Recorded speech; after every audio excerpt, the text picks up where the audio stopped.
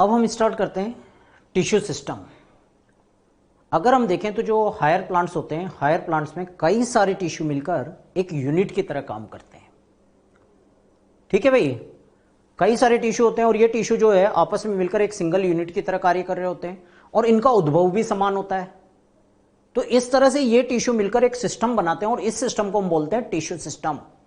और एक साइंटिस्ट है साक्स, और साक्स ने इन टिश्यू सिस्टम को पोजीशन और संरचना के आधार पर तीन भागों में बांटा या तीन प्रकार में बांटा। पहला एपिडर्मल टिश्यू सिस्टम, दूसरा ग्राउंड टिश्यू सिस्टम और तीसरा vascular tissue system, ETS, GTS तथा वीटीएस। याद रखना ये ईटीएस का मतलब यहां पर एपिडर्मल टिश्यू सिस्टम है या बाह्यत्वचीय ऊतक तंत्र है। ठीक है, अब सबसे पहले हम बात करते हैं एपिडर्मल टिश्यू सिस्टम की, बाह्यत्वचीय ऊतक तंत्र की। और ये जो बाह्यत्वचीय ऊतक तंत्र या एपिडर्मल टिश्यू सिस्टम है, ये पादप की सबसे बाहरी सुरक्षात्मक परत होती है। ये जो टिश्यू सिस्टम होता है, ये टिश्यू सिस्टम मेनली सुरक्षा के लिए होता है और इसमें एपिडर्मिस आती है, बाह्यत्वचा आती है। बाह्यत्वचा के साथ साथ इसमें स्तंभ रोम आएंगे या ट्राइकोम्स आएंगे।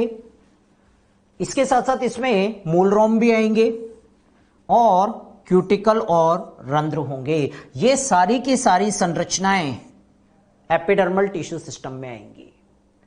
सबसे पहले हम बात करें एपिडर्मिस की, तो एपिडर्मिस जो होती है ये प्राथमिक पादपकाय की सबसे बाहरी सुरक्षात्मक परत होती है। याद रखना एपिडर्मिस जो होती है इसका भी मुख्य कार्य सुरक्षा होता है। प्राइमरी ग्रोथ के दौरान पादप की सबसे बाहर वाली सुरक्षात्मक परत जो होती है वो कहलाती है एपिडर्मिस और ये पादप के सभी अंगों में पाई जाती है। याद रखना जो एपिडर्मिस होती है ये एपिडर्मिस रूट एपिकल मेरिस्टेम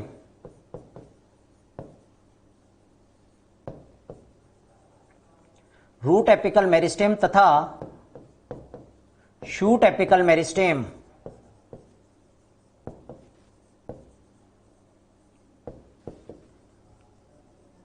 इनमें नहीं पाई जाती।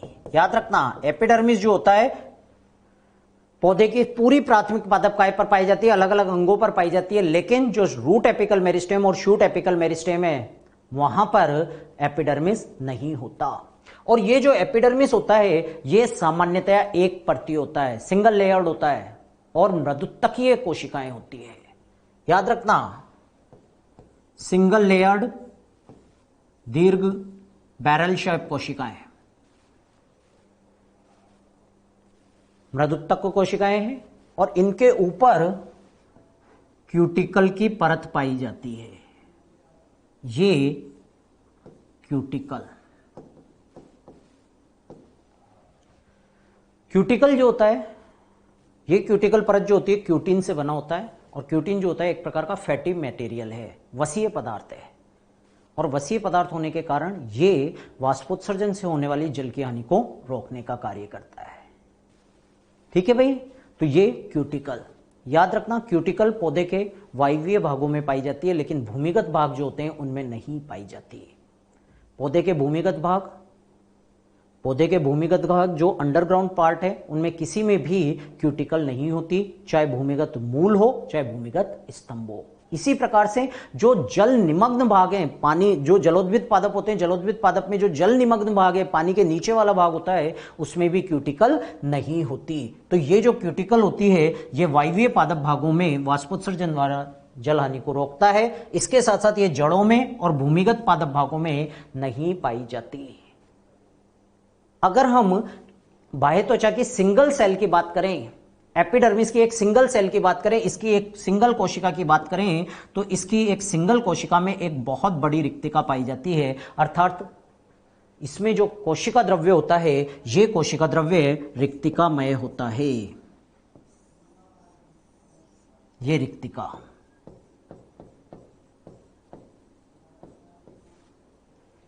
ठीक है। ये जो मृदुतक कोशिका है, ये जो एपिडर्मल सेल है, इस एपिडर्मल सेल में अलग अलग कोशिकांग उपस्थित होंगे, लेकिन सामान्यतया इसमें हरित लवक उपस्थित नहीं होता।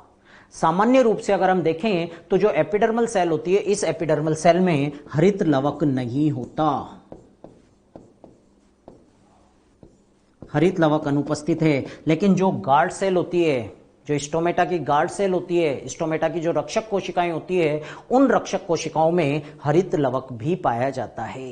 ये पीएमटी में पूछा जा चुका है भाई, एआईपीएमटी में पूछा गया क्वेश्चन है कि स्टोमेटा की रक्षक कोशिका, पर्णरंध्रों की रक्षक कोशिका किसकी उपस्थिति में अन्य अधिचर्म कोशिकाओं से भिन्न होती है, और वो है हरित लवक। गार्ड सेल में क्लोरोप्लास्ट पाया जाता है, हरित लवक पाया जाता है, लेकिन सामान्य अधिचर्म कोशिका में क्लोरोप्लास्ट नहीं होता। ठीक है, याद रखना, सामान्य अधिचर्म कोशिका में क्लोरोप्लास्ट या हरित लवक नहीं होता, लेकिन जो गार्ड सेल होती है उसमें क्लोरोप्लास्ट पाया जाता है। इसके बाद दूसरी संरचना आती है जिसको हम बोलते हैं स्तंभ रोम, त्वचा रोम या ट्राइकोम। और ये जो ट्राइकोम होते हैं, ये ट्राइकोम सामान्यतः डाइकोट में पाए जाते हैं, ये डाइकोट में पाए जाते हैं। ये स्तंभ रोम जो होते हैं, ये सामान्यतया बहुकोशिकीय होते हैं। यहां पर हमने लिखा है कि ये जो ट्राइकोम है, ये सामान्यतया बहुकोशिकीय होते हैं। ये सिंपल रोम समान हो सकते हैं, दृढ़ नुकीले भी हो सकते हैं। इसके साथ साथ अगर हम देखें तो कभी कभी ये जो होते हैं, ये ग्रंथिल भी हो सकते हैं, स्त्रावी भी हो सकते हैं। सामान्य रूप से रोम के समान होंगे और पूरी की पूरी स्तंभ पर पाए जाते हैं। ठीक है, ये अगर हम इनका मुख्य कार्य देखें तो इनका जो मुख्य कार्य होता है, ये वाष्पोत्सर्जन से होने वाली जल हानि को कम करते हैं। एक्चुअली में ये तने के पूरी परत पर, शाखीय तने के, जो शाखीय तना होता है उस शाखीय तने पर एक पूरी की पूरी परत के रूप में आ जाते हैं, और ये परत जो होती है वाष्पोत्सर्जन से होने वाली जल की हानि को कम कर देता है। ठीक है भाई। इसके बाद तीसरी संरचना आती है जिसको हम बोलते हैं मूल रोम, रूट हेयर। और ये रूट हेयर जो होते हैं, ये हमेशा एक कोशिकीय होते हैं। याद रखना, जो रूट हेयर होते हैं, ये रूट हेयर दीर्घीकृत अधिचर्म कोशिकाएं होती है। मूल में कुछ अधिचर्म कोशिकाएं जो होती है इलोंगेट कर जाती है, दीर्घ हो जाती है, और ये मूल रोम का निर्माण करती है। तो मूल रोम हमेशा एक कोशिकीय होंगे, और ये हमेशा सरल, ये जो होंगे हमेशा सिंपल रोम के समान होंगे। इसके साथ साथ ये जो होते हैं अल्पकालिक होते हैं। और ये जो मूल रोम होते हैं, इन मूल रोम का जो मुख्य कार्य होता है वो होता है मृदा से जल का अवशोषण। मुख्यतया मूल रोम जो होते हैं मृदा से जल अवशोषण में भाग लेते हैं। ठीक है। इसके साथ साथ एक चीज और याद रखना कि अगर हम देखें तो एपिडर्मल टिश्यू सिस्टम जो होता है, इसमें स्टोमेटा भी आते हैं, पर्णरंध्र भी आते हैं। और पर्णरंध्र का आप डिटेल में अगर आप संरचना की बात करें या इसके कार्यों का नियंत्रण देखें तो वो सारा का सारा आप प्लांट फिजियोलॉजी में पढ़ोगे। तो ये पूरा एपिडर्मल टिश्यू सिस्टम। इसके बाद आता है हमारा दूसरा ग्राउंड टिश्यू सिस्टम, भरण ऊतक तंत्र। और ये जो भरण ऊतक तंत्र होता है, ये भरण ऊतक तंत्र अधिचर्म और संवहन पूल के अलावा सारा का सारा पादप भाग जो होता है वो भरण ऊतक तंत्र कहलाता है।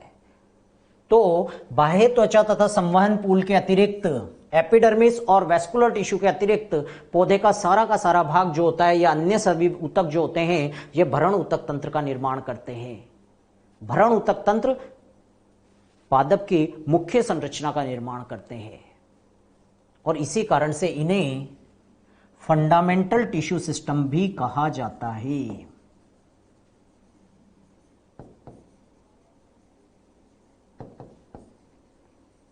मुख्यतया पादप की संरचनाओं का निर्माण, पादप अंगों का निर्माण जो होता है भरण ऊतक तंत्र के द्वारा होता है, इसलिए इनको फंडामेंटल टिश्यू सिस्टम कहा जाता है। याद रखना, अधिचर्म तथा संवहन पूल के अतिरिक्त पादप का संपूर्ण भाग भरण ऊतक तंत्र कहलाता है। यह क्वेश्चन आ चुका है पीएमटी में। अब इसमें क्या क्या आएंगे, इसमें आता है हाइपोडर्मिस, और ये हाइपोडर्मिस जो होती है, ये हाइपोडर्मिस या तो कोलेनकाइमा की होगी या फिर ये स्क्लेरेनकाइमा की होगी। और ये हाइपोडर्मिस केवल और केवल स्तंभ में पाई जाती है, मूल में हाइपोडर्मिस नहीं होती। कोलेनकाइमा डाइकोट पादपों में, जो मैंने आपको पहले बताया, और स्क्लेरेनकाइमा ये मोनोकोट में। इसके बाद जनरल कॉर्टेक्स, सामान्य वल्कुट, और सामान्य वल्कुट जो होता है ये पैरेनकाइमा का बना होता है।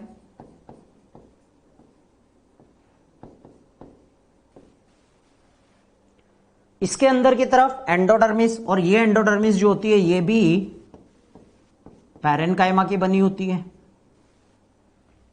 इसके अंदर पेरिसाइकल, परिरंभ, और ये परिरंभ जो होता है मूल में पैरेनकाइमा का होता है, लेकिन स्तंभ में पैरेनकाइमा का भी हो सकता है और स्क्लेरेनकाइमा का भी हो सकता है। इसके बाद जो मज्जा रश्मियां होती है, ये मज्जा रश्मियां भी पैरेनकाइमा की बनी होती है, पैरेनकाइमेटस होती है। और मज्जा जो स्तंभ और मूल का केंद्रीय भाग होता है, सबसे अंदर वाला भाग होता है, ये भी पैरेनकाइमा का बना होता है, मृदुतक का बना होता है। ये अपन आगे डिटेल में पढ़ेंगे जब अलग अलग संरचना लेंगे ना हम, रूट की संरचना, स्तंभ की संरचना, पर्ण की संरचना, वहां अपन अलग अलग भाग देखेंगे। ठीक है, ये जो संरचनाएं जो मैंने आपको अभी तक बताई, ये सामान्यतया मूल और स्तंभ में पाई जाती है। याद रखना, मूल में हाइपोडर्मिस नहीं होती। क्या पर्ण में भी भ्रूणऊतक तंत्र होता है? अगर हम देखें तो पर्ण में ये संरचनाएं नहीं होती। पर्ण में भी भ्रूणऊतक होता है, और पर्ण में जो भ्रूणऊतक तंत्र होता है या भ्रूणऊतक होता है उसको हम बोलते हैं पर्ण मध्योतक, मीजोफिल। ये पर्ण का ग्राउंड टिश्यू सिस्टम होता है। याद रखना भाई, पर्ण का ग्राउंड टिश्यू सिस्टम पर्ण मध्योतक। ठीक है, तो ये पूरा का पूरा ग्राउंड टिश्यू सिस्टम, और ये पादप अंगों की संरचना का निर्माण करेगा। इसके बाद तीसरा आता है संवहन ऊतक तंत्र, वैस्कुलर टिश्यू सिस्टम। और ये जो वैस्कुलर टिश्यू सिस्टम होता है, इसमें संवहन ऊतक आते हैं। इसमें जाइलम और फ्लोएम आते हैं, संवहन ऊतक आते हैं। और यह संवहन ऊतक तंत्र जो होता है, ये भोजन, जल तथा खनिज लवणों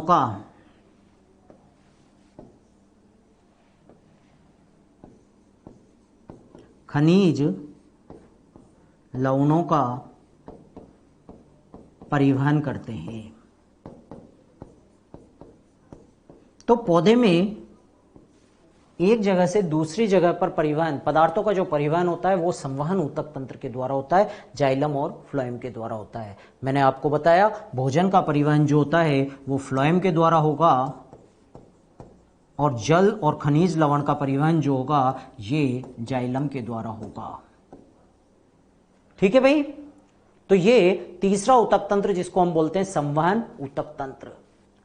अब इसके बाद अगर हम देखें तो हमने पढ़ा था प्राइमरी जाइलम दो प्रकार का होता है, प्रोटोजाइलम और मेटाजाइलम। तो प्राइमरी जाइलम जो है उसका डेवलपमेंट अलग अलग प्रकार से हो सकता है।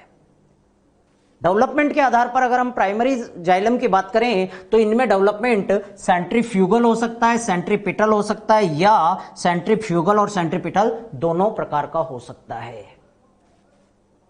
ठीक है भाई, याद रखना जाइलम का जो परिवहन है जाइलम का जो परिवर्धन है, प्राइमरी जाइलम का जो परिवर्धन है वो हमेशा प्रोटो से मेटा की तरफ होता है। पहले प्रोटो बनता है, बाद में मेटा बनता है। अब यहां पर हम देखते हैं अपकेंद्रीय अभिकेंद्रीय हैं क्या और कहां कहां होंगे। अगर हम इस डायग्राम को देखें तो ये वाली जो संरचना हमें दिखाई दे रही है, मेटाजाइलम, ब्रॉड चौड़ी संरचनाएं जो दिखाई दे रही है वो मेटाजाइलम को बता रही है, और जो संकरी संरचना हमको दिखाई दे रही है वो प्रोटोजाइलम को बता रही है। पहला डायग्राम हम देखें तो मेटाजाइलम जो है, ये मेटाजाइलम परिधीय क्षेत्र की तरफ उपस्थित है और प्रोटोजाइलम केंद्र की तरफ उपस्थित है। केंद्र की तरफ प्रोटोजाइलम है, और परिवर्धन मैंने क्या बताया, प्रोटो से मेटा की तरफ, प्रोटो से मेटा की तरफ, अर्थात केंद्र से बाहर की तरफ, केंद्र से बाहर की तरफ। तो इसको बोलेंगे अपकेंद्रीय, अपकेंद्रीय परिवर्धन। ठीक है, अपकेंद्रीय परिवर्धन की अगर हम बात करें तो इसमें प्रोटोजाइलम केंद्र की तरफ होगा और मेटाजाइलम परिधि की तरफ होगा, और ये संरचना, ये इस तरह का परिवर्धन जो होगा, ये परिवर्धन जिम्नोस्पर्म और एंजियोस्पर्म स्तंभ में पाया जाएगा। जो जिम्नोस्पर्म और एंजियोस्पर्म के स्टेम होते हैं उनमें प्राथमिक जाइलम जो होता है उसका परिवर्धन सेंट्रीफ्यूगल होता है। ठीक है, अगर हम इस डायग्राम में प्रोटोजाइलम की स्थिति देखें, पहले केस ले रहे हैं अपन, ये प्रोटोजाइलम है भाई, प्रोटोजाइलम केंद्र की तरफ है, और इसी तरह से इस प्रकार के जाइलम को, इस प्रकार का जो जाइलम होता है उसको हम बोलते हैं एंडार्च जाइलम, अंतरादिदारुक जाइलम। तो जो स्तंभ होता है, स्तंभ में एंडार्च कंडीशन पाई जाती है, अंतरादिदारुक कंडीशन पाई जाती है। ठीक है, बात समझ में आई? याद रखो, यहां पर जो परिवर्धन हो रहा है, ये परिवर्धन केंद्र से दूर हो रहा है, केंद्र से परिधि की तरफ हो रहा है, इसलिए इसको हमने बोला है अपकेंद्रीय। अगर ये परिवर्धन केंद्र की तरफ हो, अर्थात प्रोटोजाइलम परिधि की तरफ उपस्थित हो, ये प्रोटोजाइलम है, प्रोटोजाइलम परिधि की तरफ उपस्थित हो और मेटाजाइलम केंद्र की तरफ उपस्थित हो, तो यहां पर परिवर्धन केंद्र की तरफ होगा, केंद्र की तरफ, केंद्र की तरफ हो रहा है, अर्थात इस प्रकार के परिवर्धन को हम बोलते हैं अभिकेंद्रीय सेंट्रीपिटल। और ये सेंट्रीपिटल डेवलपमेंट रूट्स में पाया जाता है।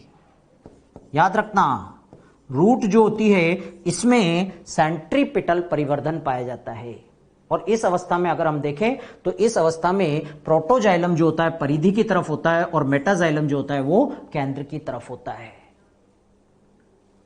प्रोटोजाइलम परिधि की तरफ है, अर्थात बाहर है, और इसी कारण से इस प्रकार के जाइलम को हम बोलते हैं एक्सार्च, बाह्य आदिदारुक।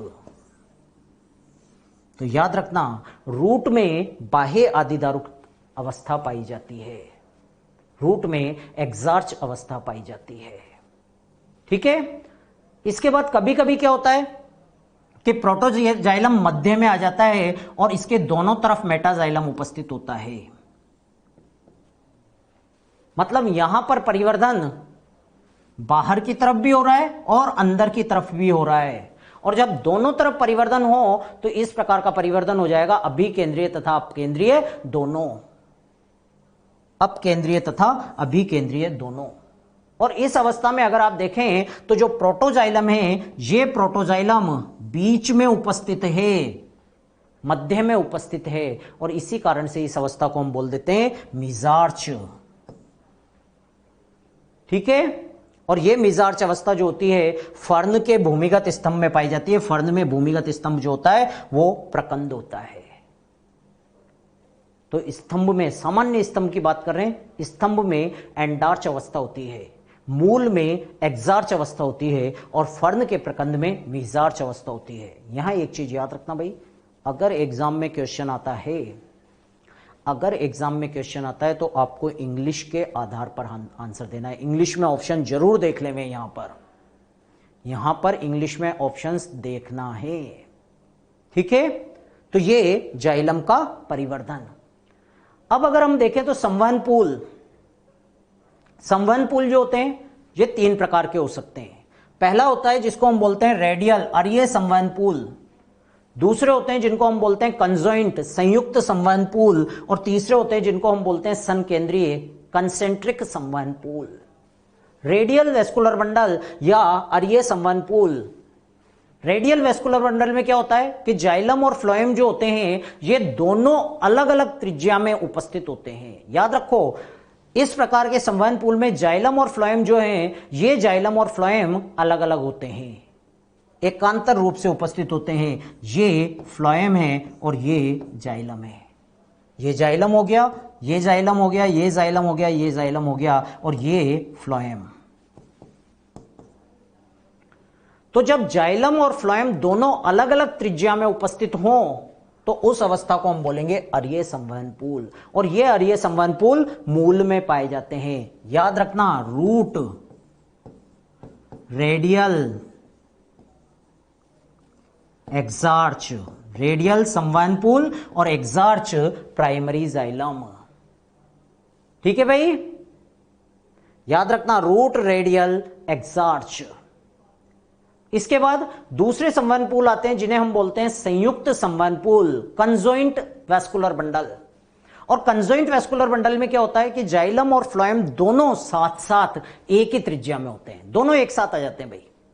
अगर यहां हम डायग्राम देखें तो ये फ्लोएम है, ये जाइलम है, तो यहां पर जाइलम और फ्लोएम एक साथ एक ही त्रिज्या में उपस्थित होते हैं, तो इनको हम बोलेंगे संयुक्त संवहन पुल। ठीक है भाई। अब ये जो संयुक्त संवहन पुल है, इनमें हो सकता है कि फ्लोएम केवल बाहर की तरफ हो, जाइलम के केवल बाहर की तरफ फ्लोएम हो, या जाइलम से परिधि की तरफ ही केवल फ्लोएम हो। जैसे इस डायग्राम में हम देखें, तब इसको हम बोलेंगे बहिर्पोषवाही कोलेट्रल वैस्कुलर बंडल। फ्लोएम केवल और केवल बाहर की तरफ उपस्थित होता है। और यह भी हो सकता है कि जाइलम के दोनों तरफ फ्लोएम उपस्थित हो, ये जाइलम और इसके दोनों तरफ ये फ्लोएम। जब जाइलम के दोनों तरफ फ्लोएम उपस्थित होगा तो इस अवस्था को हम बोल देंगे उभय पोषवाही बाई कोलेट्रल।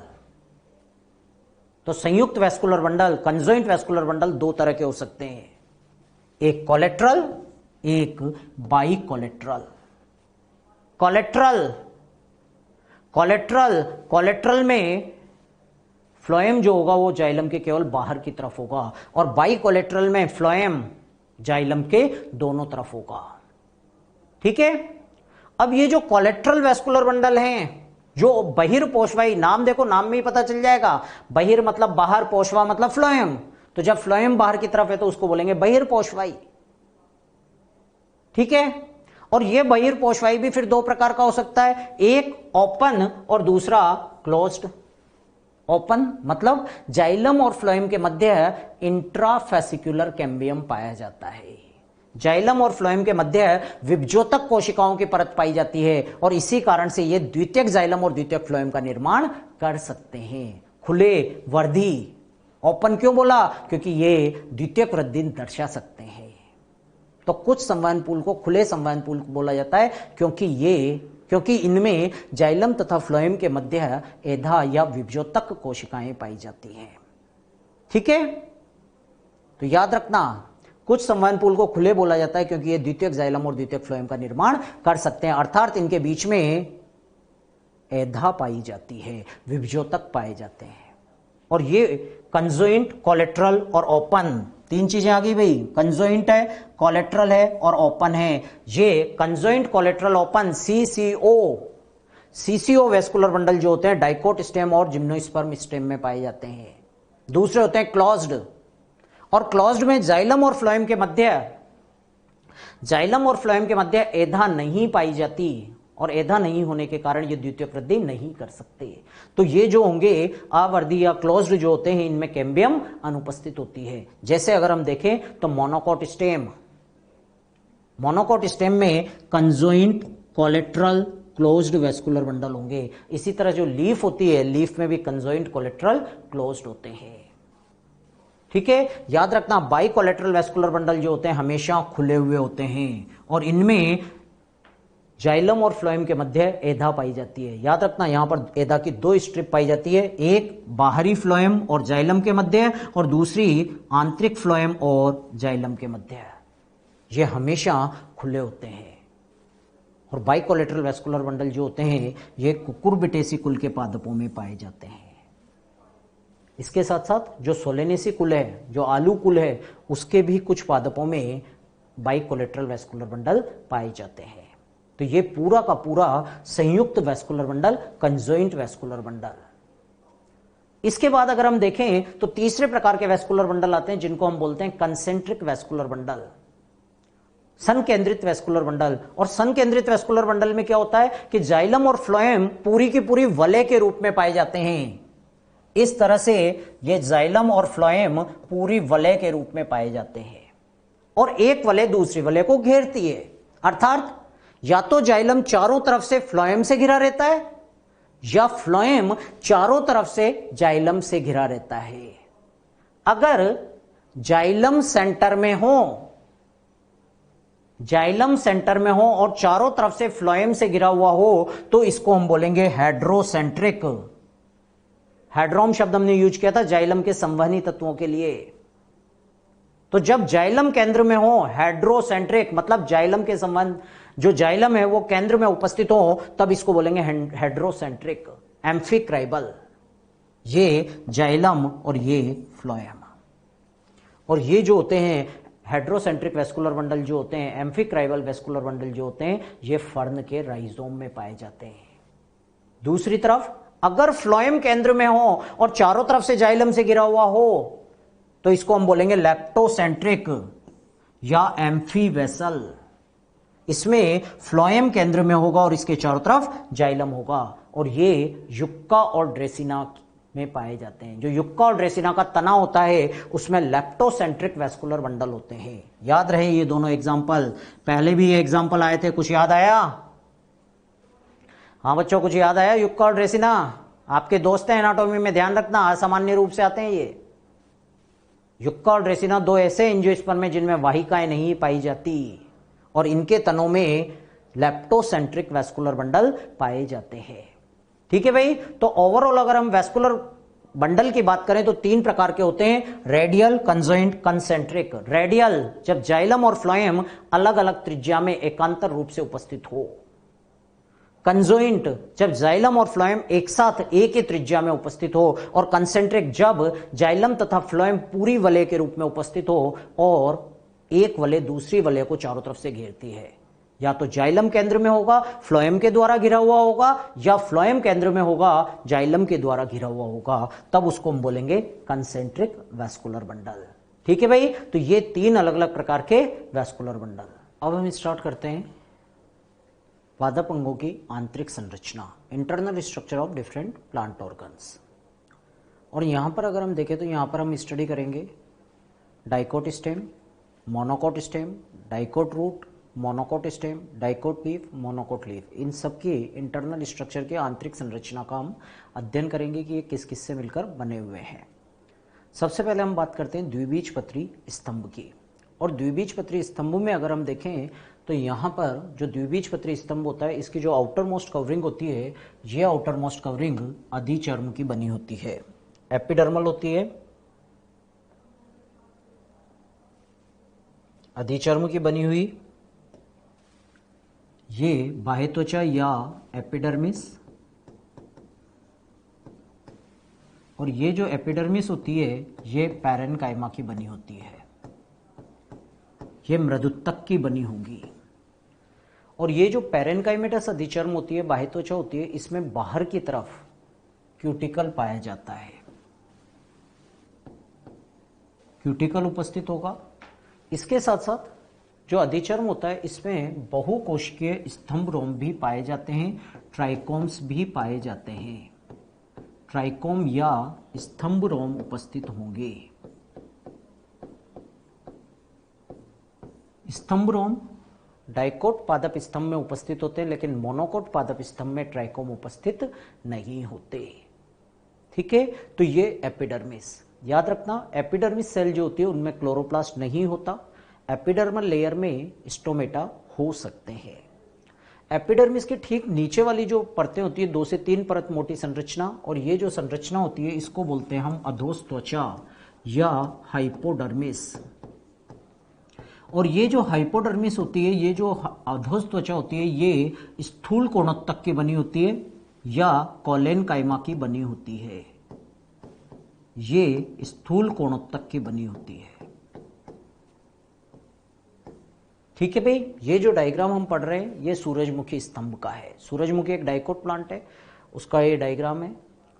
और जब हमने कोलेनकाइमा, जब हमने स्थूल कोणोत्तक पढ़ा था, वहां पर भी मैंने आपको बताया था कि ये जो स्थूल कोणोत्तक होता है अधिचर्म के ठीक नीचे या तो सतत परत के रूप में उपस्थित होता है या पैचेज के फॉर्म में उपस्थित होता है। ये सतत परत के रूप में, ये जो एग्जाम्पल है सनफ्लावर का, तो यहां पर स्थूल गुणोत्तक की बनी हुई अधोस त्वचा पाई जाती है।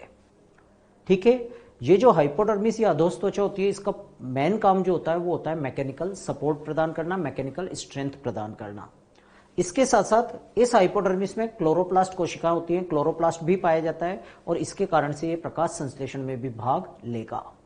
यहां पर एक चीज याद रखना कि जो हाइपोडर्मिस होती है, जो अधोस त्वचा होती है, स्तंभ में हाइपोडर्मिस कॉर्क कैम्बियम का निर्माण करता है। सामान्यतया द्विबीजपत्री पादप स्तंभ में, सामान्यतया डाइकोट स्टेम में सेकेंडरी ग्रोथ के दौरान, द्वितीयक वृद्धि के दौरान कॉर्क कैम्बियम का निर्माण हाइपोडर्मिस परत से होगा।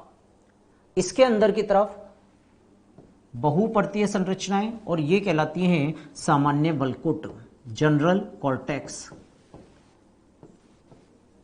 ये कहलाती हैं सामान्य कॉर्टेक्स या जनरल कॉर्टेक्स या सामान्य वल्कुट। और ये जो होता है ये भी मृदुतक से मिलकर बना होता है। इस परत की एक विशेषता होती है कि इसमें अंतरकोशीय अवकाश पाए जाते हैं और इसके साथ साथ इसमें विभिन्न प्रकार की ग्रंथियां भी उपस्थित हो सकती है। ठीक है, इसके बाद इसके अंदर की तरफ होती है एंडोडर्मिस या अंतस्त्वचा। और ये जो अंतश्चर्म है या अंतस्त्वचा है, ये एकल परतीय होती है और ये भी वल्कुट, ये जो होती है ये भी मृदुतक से बनी होती है। ये जो होती है ये भी मृदुतकीय होती है। लेकिन इसकी एक बहुत बड़ी विशेषता होती है कि डाइकोट स्टेम में जो एंडोडर्मिस होती है, डाइकोट स्टेम के एंडोडर्मिस में स्टार्च कणों का जमाव होता है। इसमें स्टार्च कण पाए जाते हैं और स्टार्च कणों की उपस्थिति के कारण ये जो परत होती है, इस परत को मंड आच्छद या स्टार्च शीथ भी कहा जाता है। इसे स्टार्च शीथ भी कहा जाता है, मंड आच्छद भी कहा जाता है, क्योंकि एंडोडर्मल सेल में, स्टेम के एंडोडर्मल सेल में स्टार्च कणों का जमाव होता है। अब यहां पर एक बहुत बड़ा कंफ्यूजन रहता है। सामान्य स्टूडेंट, नॉर्मल जो स्टूडेंट्स हैं उनमें सब में एक कंफ्यूजन रहता है कि कैस्पेरियन स्ट्रिप होती है। याद रखो, हम तने की बात कर रहे हैं, स्तंभ की बात कर रहे हैं। स्तंभ की आंतरिक संरचना में कैस्पेरियन स्ट्रिप नहीं होती। कैस्पेरियन स्ट्रिप जो पाई जाती है ये रूट में पाई जाती है, चाहे वो मोनोकोट की रूट हो चाहे वो डाइकोट की रूट हो। स्टेम एंडोडर्मिस में कैस्पेरियन स्ट्रिप नहीं होता। ठीक है भाई। अब अगर हम देखें तो ये पूरी की पूरी परतें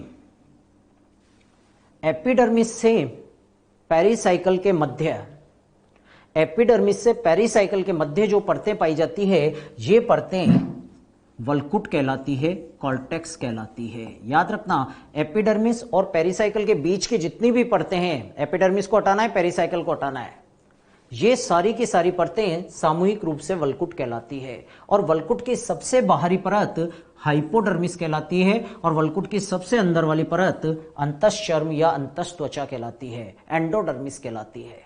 तो कॉर्टेक्स की सबसे बाहरी परत हाइपोडर्मिस और कॉर्टेक्स की सबसे आंतरिक परत एंडोडर्मिस। ठीक है, ये पूरा का पूरा क्षेत्र ये बहिर्रंभीय क्षेत्र कहलाता है। याद रखो, ये पूरा जो क्षेत्र होगा ये क्षेत्र कहलाएगा एक्स्ट्रा स्टीलर रीजन। और एंडोडर्मिस के अंदर का संपूर्ण क्षेत्र जो होगा ये क्षेत्र कहलाएगा स्टीलर रीजन, रंभीय क्षेत्र। याद रहे, एंडोडर्मिस के अंदर की समस्त परतें सामूहिक रूप से रंभ कहलाती है, स्टील कहलाती है। तो एंडोडर्मिस के अंदर की जितनी भी परतें होती है ये सारे के सारे, ये सारा का सारा क्षेत्र स्टीलर रीजन कहलाता है, रंभीय क्षेत्र कहलाता है। और बाहर का क्षेत्र एक्स्ट्रा स्टीलर या बहिर्रंभीय क्षेत्र कहलाता है। अब हम स्टील की बात करें, अब हम एंडोडर्मिस के अंदर की बात करें तो यहां पर क्या है, एंडोडर्मिस के अंदर पेरिसाइकल पाया जाता है। और सूरजमुखी में पेरिसाइकल जो होता है ये स्क्लेरेनकाइमा और पैरेनकाइमा दोनों से बना होता है। याद रखो, यहां पर अगर हम देखें तो ये दृढ़ोत्तक, स्क्लेरेनकाइमा और पैरेनकाइमा मृदुत्तक, इन दोनों के एकांतरित पेचेज से मिलकर बना होता है। दोनों उपस्थित होते हैं, इसलिए इनमें जो पेरिसाइकल होता है ये परिरंभ है भाई,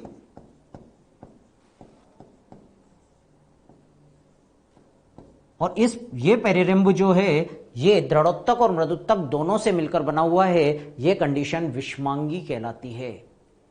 तो डाइकोट स्टेम में सूरजमुखी स्तंभ में जो पेरिसाइकल होता है ये विषमांगी प्रकार का होता है। ठीक है, अब अगर हम यहां पर देखें, ये डायग्राम देखें, तो ये जो दृढ़ोत्तक का पेरिसाइकल है, ये दृढ़ोत्तक का पेरिसाइकल अर्धचंद्राकार रूप में होता है। याद रखो, एनसीईआरटी में दिया हुआ है कि एंडोडर्मिस के ठीक नीचे, फ्लोएम के ठीक ऊपर दृढ़ोत्तक के अर्धचंद्राकार स्तवक पाए जाते हैं, और ये अर्धचंद्राकार स्तवक पेरिसाइकल। तो यहां पर semi lunar patches of sclerenchyma होते हैं, और ये semi lunar patches of sclerenchyma vascular bundle के ठीक ऊपर या फ्लोएम के ठीक बाहर होता है। ठीक है, तो ये जो दृढ़ोत्तकीय पेरिसाइकल है, इसी दृढ़ोत्तकीय पेरिसाइकल को हम बोलते हैं बंडल कैप। तो डाइकोट स्टेम में वेस्कुलर बंडल के ठीक ऊपर या फ्लोएम के ठीक बाहर की तरफ दृढ़ोत्तकीय पेरिसाइकल पाया जाता है, और ये जो दृढ़ोत्तकीय पेरिसाइकल होता है इसको बंडल कैप या हार्ड बास्ट भी कहा जाता है। केवल दृढ़ोत्तकीय की बात कर रहा हूं। तो ये पेरिसाइकल, याद रखना, पेरिसाइकल बहुपर्तीय होता है। इसके ठीक नीचे जो दृढ़ोत्तकीय पेरिसाइकल होता है, दृढ़ोत्तकीय पेरिसाइकल के ठीक नीचे वैस्कुलर बंडल पाए जाते हैं। यहां जो वैस्कुलर बंडल होते हैं, ये वैस्कुलर बंडल कंजॉइंट, कोलेट्रल तथा ओपन होते हैं। अगर हम बात करें डाइकोट स्टेम की, तो डाइकोट स्टेम जो होता है इसमें संवहन पूल, ये जो होता है इसमें संवहन पूल या वैस्कुलर बंडल जो होते हैं ये संयुक्त होते हैं, बहिर्पोषवायी होते हैं, कोलेट्रल होते हैं, और ओपन होते हैं या खुले प्रकार के होते हैं। इसके साथ साथ अगर हम देखें तो ये जो वैस्कुलर बंडल होते हैं डाइकोट स्टेम में, वैस्कुलर बंडल रिंग अरेंजमेंट में होते हैं। याद रखना, वैस्कुलर बंडल की रिंग अरेंजमेंट, वैस्कुलर बंडल का रिंग अरेंजमेंट या वैस्कुलर बंडल की वलय में व्यवस्था डाइकोट स्टेम का एक विशेष लक्षण होता है। यहां ये वाला डायग्राम आप देखें तो ये वैस्कुलर बंडल हैं, ये सारे के सारे अलग अलग वैस्कुलर बंडल हैं, और ये जो वैस्कुलर बंडल होते हैं ये वैस्कुलर बंडल एक वलय के रूप में उपस्थित है। ये पूरी की पूरी एक वलय है। तो यहां पर वलय के रूप में वैस्कुलर बंडल उपस्थित होंगे। ठीक है, वैस्कुलर बंडल कंजॉइंट, कोलेट्रल तथा ओपन होते हैं, संयुक्त, बहिर्पोषवाही तथा ओपन होते हैं, सीसीओ होते हैं। संयुक्त अर्थात जाइलम तथा फ्लोएम दोनों के दोनों एक ही त्रिज्या में उपस्थित होते हैं। ये फ्लोएम,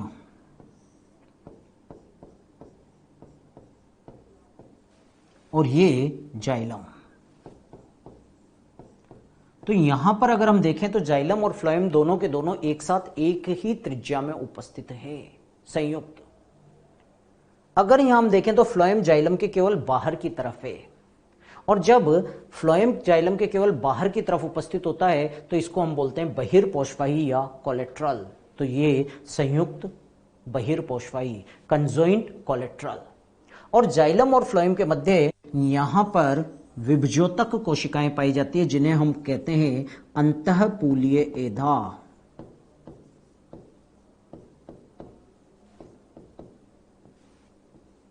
इंट्राफेसिकुलर कैम्बियम।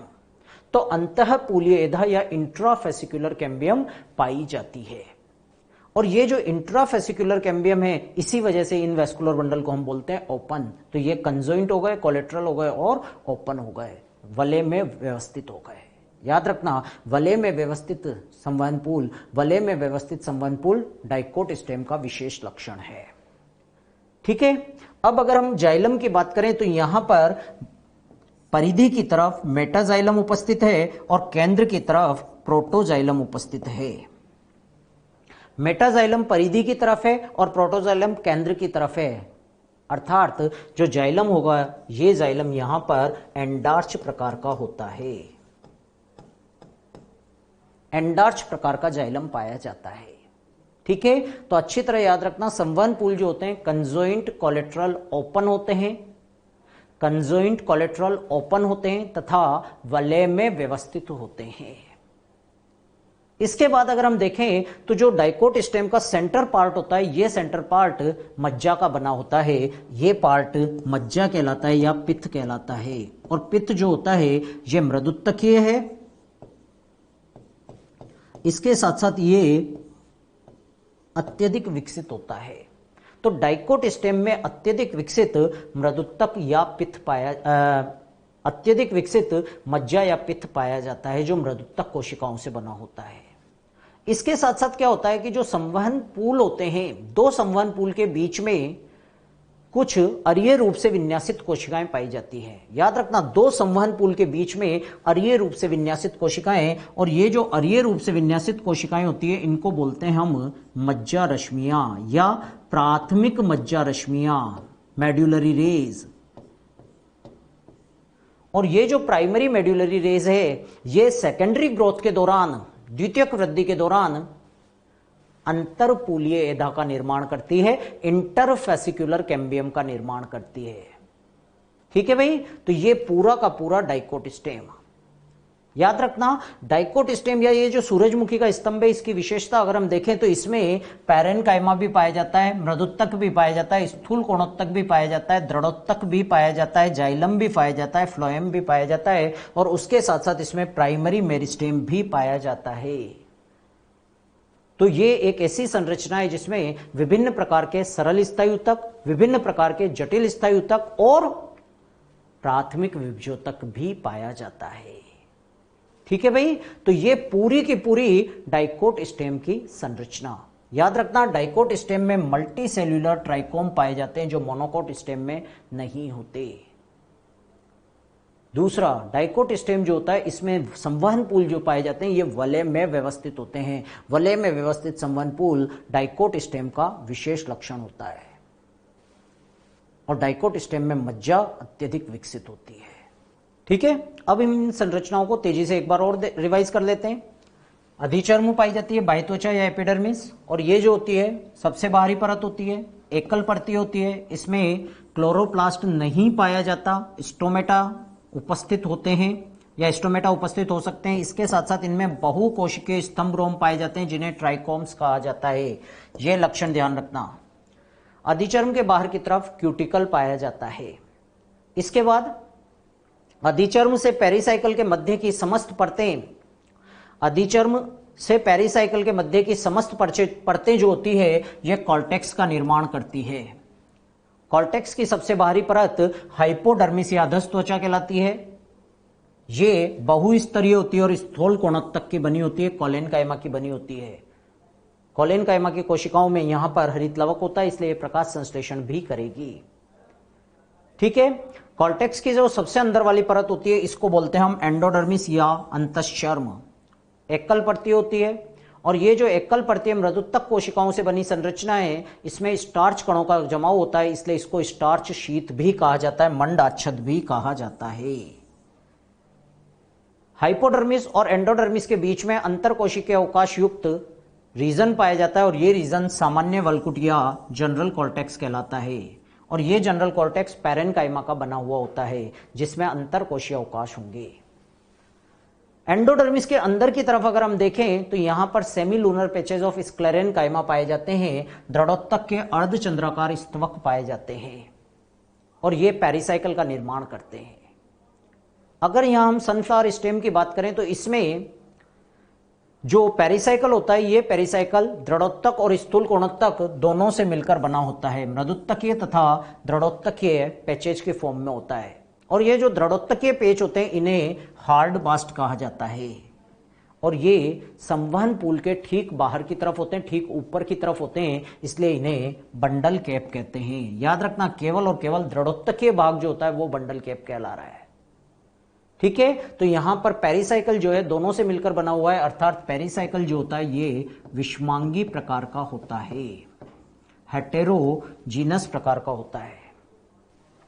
पेरिसाइकल के नीचे की तरफ या पेरिसाइकल के अंदर की तरफ संवहन पूल पाए जाते हैं, और ये संवहन पूल कंजोइंट कोलेट्रल तथा ओपन प्रकार के होते हैं, संयुक्त संपार्श्विक तथा वर्धी प्रकार के होते हैं, और ये एक वलय में व्यवस्थित होते हैं। फिर बता रहा हूं भाई, वलय में संवहन पूल की व्यवस्था डाइकोट प्लांट का, डाइकोट स्टेम का एक विशेष लक्षण होता है। और यहां पर जो संवहन पूल होते हैं ये वेज शेप होते हैं, इस तरह से ये संरचना। ठीक है, अब अगर हम बात करें तो यहां पर जो जाइलम होगा ये जाइलम एंडार्च टाइप का होगा। जो केंद्रीय भाग होता है उसमें मज्जा पाई जाती है और मज्जा अत्यधिक विकसित होती है, तो मज्जा सुविकसित होती है, मृदुत्तक की बनी होती है। दो संवहन पूल के बीच में, संवहन पूल की बात कर रहा हूं, दो संवहन पूल के बीच में मृदुत्तकीय कोशिकाएं पाई जाती है जो अरीय रूप से विन्यासित होती है। और ये अरीय रूप से विन्यासित मृदुत्तक कोशिकाएं जो होती है इन्हें बोलते हैं हम मज्जा रश्मियां या प्राथमिक मज्जा रश्मियां। और ये प्राथमिक मज्जा रश्मियां जो होती है ये सेकेंडरी ग्रोथ के दौरान, प्राथमिक मज्जा रश्मियां सेकेंडरी ग्रोथ के दौरान अंतरपूलीय एधा का निर्माण करती है। ठीक है, तो ये पूरा का पूरा हमारा डाइकोट स्टेम। इसके बाद अगला आता है जिसको हम बोलते हैं कुकुरबिटा स्टेम। अगली संरचना जो हम पढ़ते हैं वो है कुकुरबिटा का स्तंभ। और कुकुरबिटा के स्तंभ की अगर हम बात करें तो ये जो होता है इसमें 5 उभार और 5 खांच पाई जाती है, 5 रिज पाई जाती है और 5 फरो पाई जाती है। ठीक है, सबसे बाहर की तरफ जो परत होती है अधिचर्म होती है, बाह्य त्वचा होती है, और ये जो बाह्य त्वचा होती है इसके बाहर की तरफ क्यूटिकल उपस्थित होगी और इसमें बहुकोशिकीय स्तंभ रोम भी होते हैं।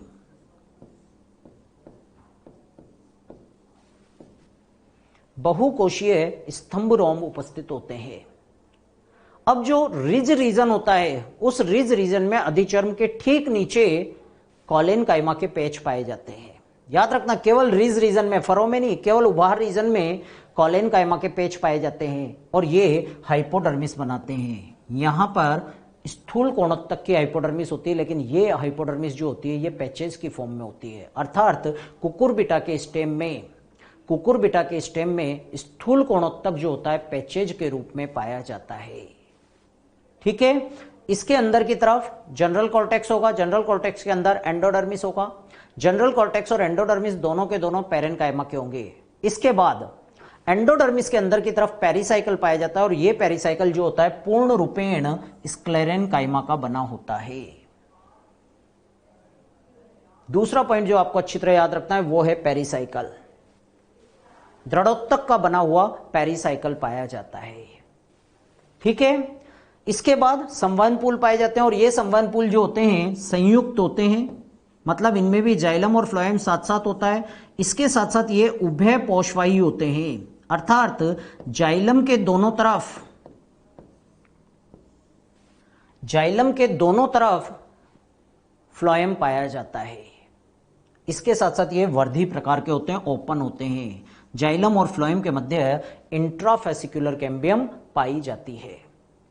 यहां पर ये जो संवहन पूल होते हैं इनकी विशेषता होती है कि 5 संवहन पूल रिज रीजन में पाए जाते हैं और 5 फरो में पाए जाते हैं। कुल मिलाकर 10 संवहन पूल होते हैं और ये 10 संवहन पूल 2 वलय में होते हैं। 5 बाहर की तरफ जो रिज रीजन में होते हैं छोटे होते हैं और 5 अंदर की तरफ जो फरो रीजन में होते हैं बड़े होते हैं।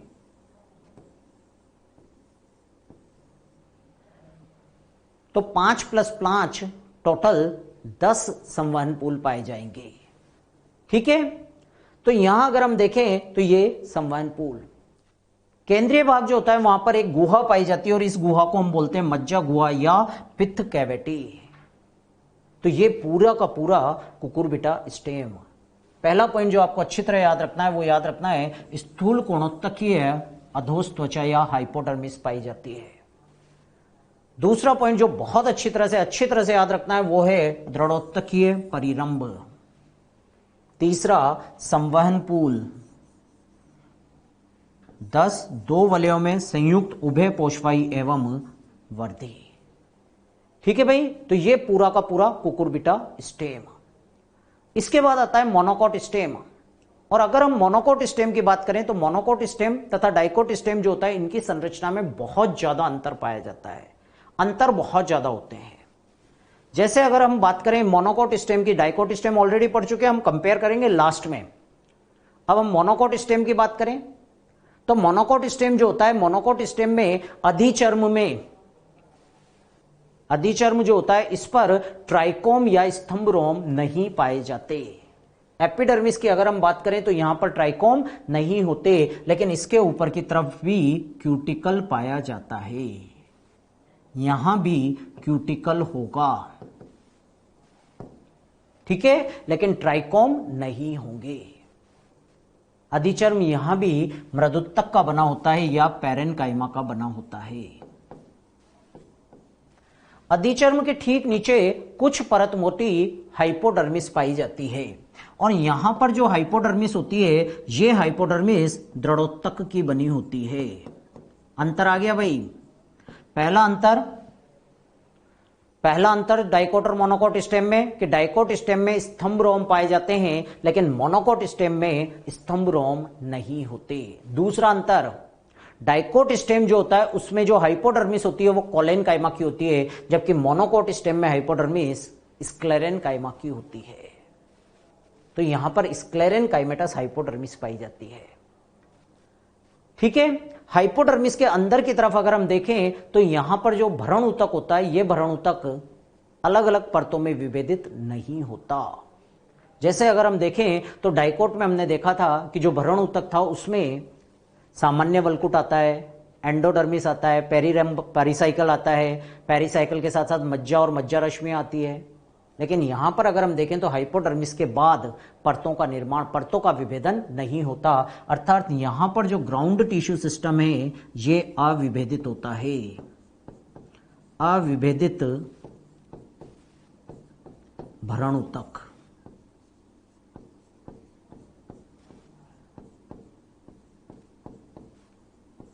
याद रखो भाई, यहां पर अविभेदित, ये विभजोतक वाला अविभेदित नहीं है भाई। यहां पर अविभेदित का मतलब है कि ये जो ग्राउंड टिश्यू सिस्टम है, ये ग्राउंड टिश्यू सिस्टम अलग अलग परतों में विभेदित नहीं है, और ये सारा ग्राउंड टिश्यू सिस्टम जो होता है ये मृदुत्तक का बना होता है। तो इसमें मृदुत्तकीय ग्राउंड टिश्यू सिस्टम पाया जाता है जो परतों में विभेदित नहीं होता, ठीक है। इसके बाद संवहन पूल, और अगर हम संवहन पूल की बात करें तो यहां पर जो संवहन पूल होते हैं, यहां पर जो संवहन पूल होते हैं ये कंजॉइंट, कोलेटरल, क्लोज्ड होते हैं, संयुक्त, बहिर्पोषवाही तथा बंद होते हैं या अवर्धी प्रकार के होते हैं। डाइकोट स्टेम में ओपन वेस्कुलर बंडल होते हैं, मोनोकोट स्टेम में क्लोज्ड वेस्कुलर बंडल होते हैं। और ये जो वेस्कुलर बंडल होते हैं, ये वेस्कुलर बंडल पूरे के पूरे ग्राउंड टिश्यू में बिखरे हुए होते हैं। आप देख लीजिए जितनी भी अंदर आपको स्ट्रक्चर दिखाई दे रही है, ये सारी की सारी स्ट्रक्चर संवहन पूल है, ये बिखरे हुए संवहन पूल है। और यहां अगर आप देखें तो परिधीय क्षेत्र में ये जो संवहन पूल हैं, ये परिधीय संवहन पूल, और ये जो परिधीय संवहन पूल है आकार में छोटे हैं लेकिन संख्या में अधिक हैं। तो परिधि की तरफ आकार में छोटे लेकिन संख्या में अधिक संवहन पूल पाए जाते हैं, और केंद्र की तरफ, केंद्र में आकार में बड़े और संख्या में कम संवहन पूल पाए जाते हैं। तो बिखरे हुए संवहन पूल पाए जाते हैं। याद रखना, बिखरे हुए संवहन पूल मोनोकोट स्टेम का एक विशेष लक्षण है। और मोनोकोट स्टेम में जो संवहन पूल होते हैं परिधि की तरफ आकार में छोटे लेकिन संख्या में अधिक होते हैं, और केंद्र में या केंद्र की तरफ आकार में बड़े होते हैं लेकिन संख्या में कम होते हैं, ठीक है भाई। तो अगर हम यहां पर देखें तो यहां पर अधिचर्म पाई जाती है जो एक कोशिकीय होती है, मोटी स्तर है, क्यूटिकल पाया जाएगा, लेकिन ट्राइकोम अनुपस्थित होंगी। हाइपोडर्मिस उपस्थित होगी लेकिन दृढ़ोत्तकीय होगी। ग्राउंड टिश्यू या भ्रूण ऊतक जो होता है, यह भ्रूण ऊतक वल्कुट, परिरम, मज्जा, मज्जा रश्मियों में विभेदित नहीं होता। संवहन पूल जो होते हैं बिखरे हुए होते हैं। यह पॉइंट अच्छी तरह से याद रखना, बिखरे हुए संवहन पूल। ठीक है। और ये संवहनपूल जो होते हैं संयुक्त बहिर्पोषवाही और बंद प्रकार के होते हैं, या संयुक्त संपार्श्विक तथा बंद प्रकार के होते हैं। अर्थात इनमें जाइलम और फ्लोएम एक ही त्रिज्या में पाया जाता है। ये डायग्राम देखिए भाई, ठीक है। संवहनपूल वहां पूरा इसलिए नहीं किया था क्योंकि डायग्राम से देखना था अपने को। अब यहां पर देखिए आप, ये एक संवहनपूल की बात हो रही है। और अगर हम देखें तो ये जो संवहनपूल है इसमें जाइलम और फ्लोएम एक ही त्रिज्या में उपस्थित है, साथ साथ उपस्थित है। और जब जाइलम और फ्लोएम एक ही त्रिज्या में साथ साथ उपस्थित होते हैं तो इन्हें हम बोलते हैं संयुक्त, कंजॉइंट। जाइलम के केवल बाहर की तरफ फ्लोएम उपस्थित है, अर्थात बहिर्पोषवाही या संपार्श्विक। और जाइलम और फ्लोएम के मध्य एधा की परत उपस्थित नहीं है, अर्थात आवर्धी, बंद। ठीक है भाई। यहां पर ये जो सारी संरचना आपको दिखाई दे रही है, ये संरचना है फ्लोएम, और ये संरचनाएं ये जाइलम है। ठीक है। तो यहां पर जाइलम और फ्लोएम एक ही त्रिज्या में उपस्थित है। अब अगर हम जाइलम की बात करें तो ये दोनों ब्रॉड मेटाजाइलम और ये दोनों नैरो संकरे प्रोटोजाइलम। प्रोटोजाइलम केंद्र की तरफ उपस्थित है, अर्थात एंडार्च अवस्था, अंतरादिदारुक या एंडार्च अवस्था होती है। इसके साथ साथ अगर हम देखें तो यहां पर जो वेस्कुलर बंडल होता है इसके चारों तरफ, ध्यान रखो बोल रहा हूं मैं चारों तरफ, डाइकोट स्टेम में केवल ऊपर की तरफ था, यहां पर चारों तरफ दृढ़ोत्तकीय आवरण पाया जाता है। और ये जो दृढ़ोत्तकीय आवरण होता है इसको बोलते हैं प्लाच्छद या बंडल शीथ। ठीक है। जाइलम में दो मेटाजाइलम मैंने आपको बताया, दो प्रोटोजाइलम। तो या तो जाइलम में दो मेटाजाइलम वाहिकाएं होंगी, दो प्रोटोजाइलम वाहिकाएं होंगी, या यह भी हो सकता है कि दो मेटाजाइलम वाहिका हो और एक प्रोटोजाइलम वाहिका हो। तो दो मेटाजाइलम वाहिकाएं और एक या दो प्रोटोजाइलम वाहिकाएं पाई जाती है। अगर आकृति बनाएं, कौन सी आकृति है, वाई शेप या वी शेप। तो यहां पर जो जाइलम होता है ये वी या वाई शेप, जो वाहिकाएं होती है वी या वाई शेप आकृति में व्यवस्थित होती है। यहां पर दो बताया भाई, तो ये देखो आकृति क्या बनी, वाई। ठीक है।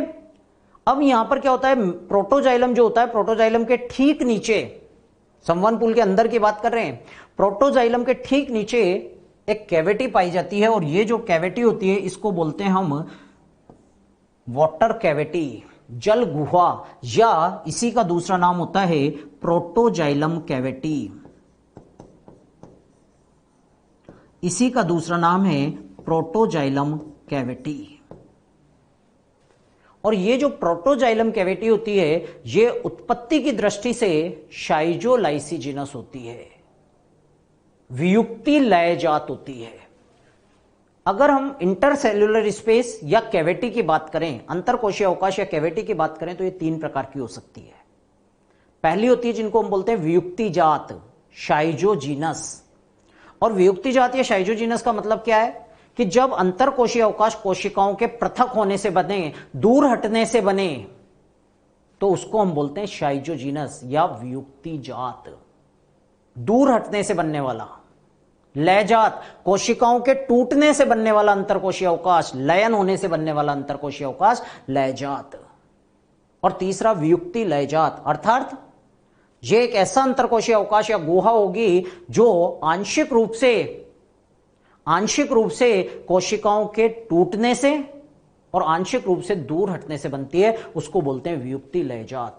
और ये जो प्रोटोजाइलम कैविटी है या ये जो जल गुहा है ये वियुक्ति लयजात प्रकार की होती है, लेकिन मुख्यतया लयजात प्रकार की होती है, कोशिकाओं के विघटन से बनती है। तो इसमें दो चौड़ी वाहिकाएं होंगी मेटाजाइलम में, प्रोटोजाइलम में एक या दो संकीर्ण वाहिकाएं होंगी और ये वी या वाई शेप बनाएंगी। और इसमें प्रोटोजाइलम गुहा उपस्थित होगी, जल गुहिका उपस्थित होगी जो वियुक्ति लयजात प्रकार की होती है। याद रखना, ये आया हुआ क्वेश्चन है कि जल धारित गुहिका किसमें पाई जाती है? जलधारित गुहिका मक्का के स्तंभ में पाई जाती है, मोनोकोट में पाई जाती है। ठीक है। इसके बाद फ्लोएम जो होता है, इस फ्लोएम की विशेषता होती है कि इस फ्लोएम में सामान्यतया फ्लोएम पैरेन्काइमा नहीं होता। याद रखना, जो मोनोकोट है, मोनोकोट को अरीय संवहन की आवश्यकता नहीं होती। उसके दो कारण, पहला कारण ये बहुत मोटे नहीं होते, अर्थात इनमें सामान्यतः सेकेंडरी ग्रोथ नहीं होती, और दूसरा कारण है कि इनमें संवहन पुल जो होते हैं बिखरे हुए होते हैं। ठीक है, तो बिखरे हुए संवहन पुल होने के कारण अरीय संवहन की आवश्यकता नहीं होती, क्योंकि जहां भी आवश्यकता है वहां पर जहां भी भोजन या जल की आवश्यकता होती है वहां पर संवहन पुल उपस्थित होता है, और इसी कारण से इनको अरीय परिवहन, इनमें फ्लोएम ये जो होते हैं इनमें अरीय परिवहन की आवश्यकता नहीं होती। ठीक है भाई, तो ये पूरा का पूरा संवहन पुल। इसके बाद कंपैरिजन करें अगर हम दोनों का, मोनोकोट और डाइकोट स्टेम का। ये डाइकोट स्टेम, ये मोनोकोट स्टेम, ये डाइकोट है और ये मोनोकोट है।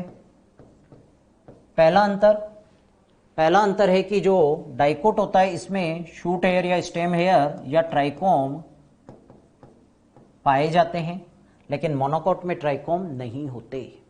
क्यूटिकल दोनों में पाई जाती है, एपिडर्मिस दोनों में होती है और दोनों में ही ये पैरेन्काइमा की होती है। हाइपोडर्मिस होती तो दोनों में है, लेकिन डाइकोट में जो हाइपोडर्मिस होती है ये कॉलेनकाइमा की होती है या स्थूल कोणोत्तक की होती है, जबकि मोनोकोट में हाइपोडर्मिस जो होती है दृढ़ोत्तक या स्क्लेरेनकाइमा की होती है। ठीक है। इसके बाद अगर हम देखें तो जो डाइकोट स्टेम होता है इसमें जनरल कॉर्टेक्स होगा, एंडोडर्मिस होगा, पेरिसाइकल होगा, मेड्यूलरी रेज होगा, पिथ होगा। मोनोकोट स्टेम में ऐसा कुछ भी नहीं होता, सारा का सारा जनरल ग्राउंड टिश्यू होता है, सामान्य भरण ऊतक होता है। और ये जो सामान्य भरण ऊतक होता है, ये सामान्य भरण ऊतक होता है, ये मृदुत्तकीय होता है। इसके बाद अगला डिफरेंस अगर हम देखें, संवहन पुल की अगर हम बात करें तो यहां पर जो डाइकोट में जो संवहन पुल होते हैं कंजोइंट, कोलेट्रल तथा ओपन प्रकार के होते हैं। मोनोकोट में जो संवहन पुल होते हैं ये कंजोइंट, कोलेट्रल, क्लोज प्रकार के होते हैं। ठीक है। इसके साथ साथ अगर हम देखें तो डाइकोट में ये वलय में व्यवस्थित होंगे।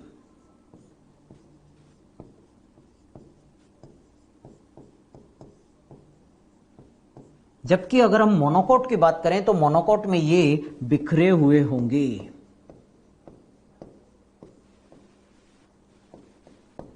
इसके अलावा जो मोनोकोट का संवहन पुल होता है इसके बाहर की तरफ, इसके चारों तरफ बंडल शीथ पाया जाता है, लेकिन डाइकोट में बंडल शीथ नहीं होता। तो ये मोनोकोट और डाइकोट स्टेम में कुछ डिफरेंसेस है। ठीक है। संरचना को अच्छी तरह ध्यान रखना, याद रहे ट्राइकोम से आप पहचान सकते हैं, विभिन्न प्रकार की परतों के द्वारा आप पहचान सकते हैं कि डाइकोट स्टेम और मोनोकोट स्टेम कौन सा है। अगर ट्राइकोम है, ग्राउंड टिश्यू अलग अलग परतों में विभेदित है, इसका मतलब वो डाइकोट स्टेम है। अगर ट्राइकोम नहीं है, परतें विभेदित नहीं है, तो इसका मतलब वो मोनोकोट स्टेम है। ठीक है भाई, ये केवल मैं स्टेम के रेफरेंस में बात कर रहा हूं, अभी मैं रूट और लीफ की बात नहीं कर रहा हूं, केवल स्टेम की बात कर रहा हूं मैं, कि मोनोकोट स्टेम और डाइकोट स्टेम को हम किस प्रकार से पहचान सकते हैं, किस प्रकार से हम आइडेंटिफाई कर सकते हैं। ठीक है बात। तो ये था पूरा का पूरा हमारा स्टेम।